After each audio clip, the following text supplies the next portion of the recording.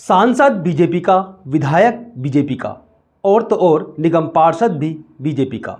उसके बावजूद भी सोनिया विहार इलाके का विकास नहीं हो पा रहा, जिसको लेकर यहाँ की जनता कई वर्षों से परेशान है और विकास की मांग लगातार कर रही है। लेकिन इस बार जनता ने मन बना लिया है कि हम वोट तभी देंगे तब हमारे इलाके का विकास होगा। और कुछ लोग ये भी कह रहे हैं कि हम वोट बीजेपी को नहीं बल्कि मोदी के चेहरे पर दे रहे हैं।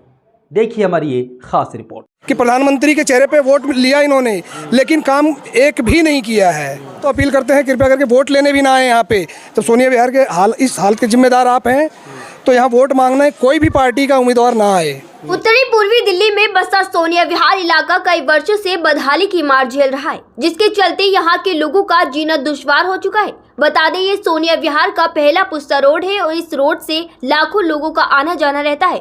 और इसी रोड पर कई स्कूल भी हैं जिनमें हजारों छात्र शिक्षा ग्रहण करने पहुंचते हैं। इसके बावजूद इस सड़क के हालात इतने खराब हैं कि आए दिन बड़े बुजुर्ग और बच्चे रोड की खराब स्थिति के चलते चोटिल हो जाते हैं। और अगर गलती से बरसात हो जाए तो ये पूरा इलाका नरक की स्थिति में तब्दील हो जाता है। तो बाबूजी, जब से हमारे यहाँ के चौहान साहब चले गए, जब से एक बार बनाए रोड, मोहन बिष्ट के ज़माने में बनवाया था, वो आज तक आए नहीं, देखने तक को नहीं आ रहे यहाँ। क्या करोगे? बच्चे स्कूल जा रहे हैं, हम बड़े बूढ़े बहन जो नालीन में गिर जाए, रपट के पैर गिर जाए। आप भी देख लो ना रोड को, जो इसको क्या हालत बन रही है इस रोड की। वोट मांगने को आ जाएंगे, अभी वोट पड़ेंगे, सारे आएंगे, घर घर जाएंगे, हाथ पैर जोड़ेंगे, मगर ये 4-5 साल से कोई नहीं झांक रहा यहाँ। क्या करोगे उन चीज़ों को? अभी लोकसभा चुनाव है, किसको चुनेंगे आपकी? ये तो बाबूजी टाइम बताएगा। ये तो यहाँ के भ्रष्टाचार आदमी हैं, ये सब जो यहाँ को मिल रही है ना, वो जो टिकट, ये सारे भ्रष्टाचार आदमी हैं। ये इनसे दुखी हैं सर। इनसे सब दुखी हैं। क्या करोगे बाबूजी? हम बड़े बूढ़े कह रहे हैं इस चीज़ को, आत्मा दुखी मानती हैं। बच्चे हैं, छोटे छोटे बच्चे स्कूलन में जामे, पानी भर गए तो बहन जो गिर गए, बस्ता लेके गिर गए, वहीं कपड़ा बेकार हो गए सब। क्या करोगे आप? कोई सुनने को राजी नहीं है।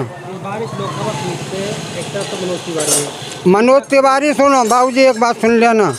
मनोज तिवारी जी यहाँ कौन से महीना, पिछले महीना आए ना, इन्होंने यहाँ कैंप लगाए थे।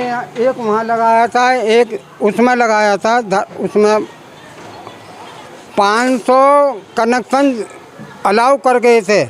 आज तक किसी को सिलेंडर नहीं मिला यहाँ, गरीब आदमी को। हमें मिले ना मिले, हमें कोई टेंशन नहीं है। यहाँ किसी को भी सिलेंडर नहीं मिला अभी आज तक। जो तो किसको चाहेंगे कि प्रतिनिधि नया होना चाहिए? भाई हमारा तो हुए बाबू जी, हमारी इच्छा, जब हमें इच्छा बहन जो क्या करेंगे हम, जो हमारी इच्छा करेगी उसको चाहेंगे हम। तो फिर तो जब इनकी पूरी सरकार चल रही है, जो कुछ नहीं करवा रहे हैं। अभी 4-5 महीना पहले आए थे जी, यहाँ 3 महीना में काम शुरू हो जाएंगे।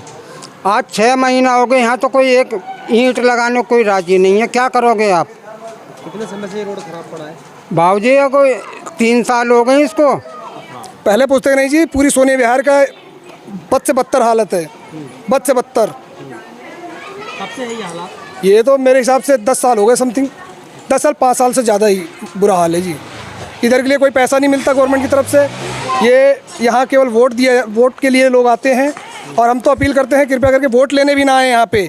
तो सोनिया विहार के इस हाल के जिम्मेदार आप हैं, तो यहाँ वोट मांगना कोई भी पार्टी का उम्मीदवार ना आए। कैसे निकलना बढ़ना होता है, कैसे ट्रैफिक जाम? बरसात में हम घुटनों तक कीचड़ में निकले हैं।